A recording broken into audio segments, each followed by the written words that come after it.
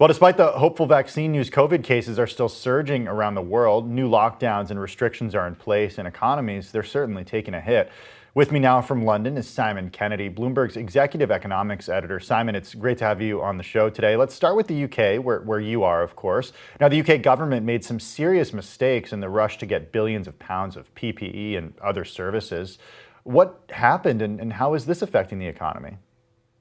Well, yeah, that's the accusation of the National Audit Office, which looks at all the numbers and all the money going out from government. And their main point is a lot of money was spent very early on PPE and things to fight the virus. And it looks like a lot of the contracts went out without a lot of competition for those contracts, a lack of transparency, and so the National Audit Office questioning some of those deals that were made early on in the crisis. As to whether it affects the economy, certainly it kind of gives that image of a government juggling balls and trying to make decisions. And there's been a lot of criticism of the UK for its response to the coronavirus, and it was late to locking down first time, and has made other decisions that have been questioned when you look at the global picture. And so that kind of gives a sense of the economy. It continues to be in trouble, going into what is obviously a tricky period for it as the Brexit deal talks continue. Yeah, speaking of the world economy, let's now go to France, where the country is seeing another lockdown. The restrictions, or I should say restrictions, not necessarily a lockdown. They're certainly not as strict as they were earlier this year and the first time around. But will it push the economy back into a slump and give us an idea of long-term implications that we could see in France and how they could have repercussions around the continent? Absolutely. Certainly the statistics agency today saying even in the best case scenario, the French economy is likely to shrink again. And certainly that's a sense that you see across the region, across the euro area, concern that it faces so-called double dip recession, or at least another slowing into the winter.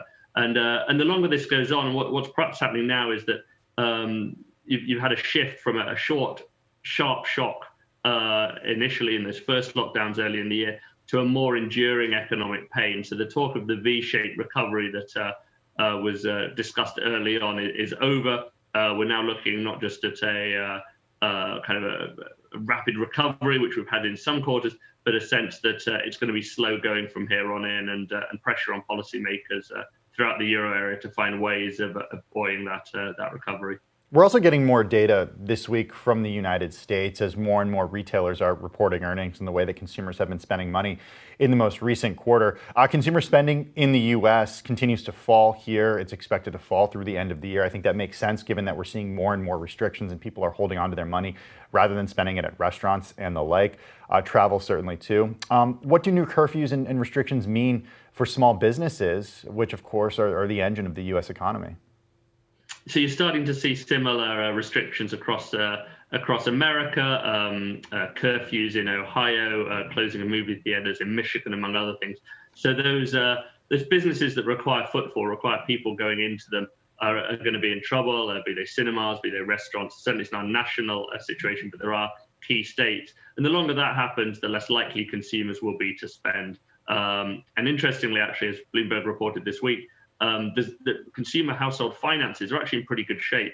A lot of people have built up savings during this period, and in some regards that might help later next year, and when vaccines become readily available. If people then start to spend what they've saved, then that could drive a recovery. But for now, people are holding back, and that generally gives an indication that the economy, also in the US, is in for a slower period as the transition from Trump to Biden occurs.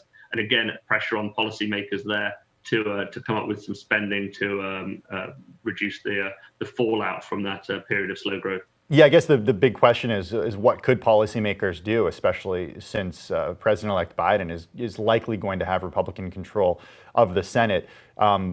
What is actually possible to get the U.S. economy back on track, given that scenario? So I think both sides for the moment are discussing stimulus. They both see a need for stimulus. The question is how much. Whether the Senate is able to pull something together in these closing weeks of the year.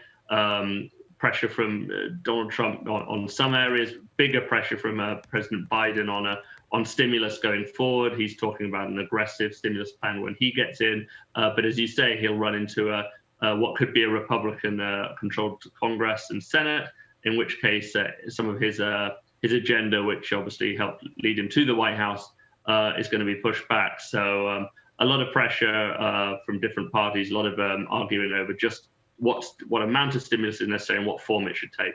Simon, I want to end talking about Africa. The COVID restrictions in South Africa are easing, but retail sales, we're learning, actually dropped more than projected last month. How's the economic recovery there being hindered? So it's been hindered in a big way from various things. Obviously, the virus across the region, you've seen a flare up in some parts of the country again. And even with the easing of the restrictions, a lot of businesses went under, a lot of wages were cut. Most importantly, perhaps the biggest data point is you're seeing unemployment at a 17-year high. And all of that is going to slow an economy. Even hopes that the economy would pick up faster are being challenged. You also have a government trying to regain control of its budget. So all these factors kind of combine to suggest that South Africa also is going to face a slow recovery from this period. Simon Kennedy, Bloomberg's executive economics editor, joining us from London. Thanks so much for your time this morning.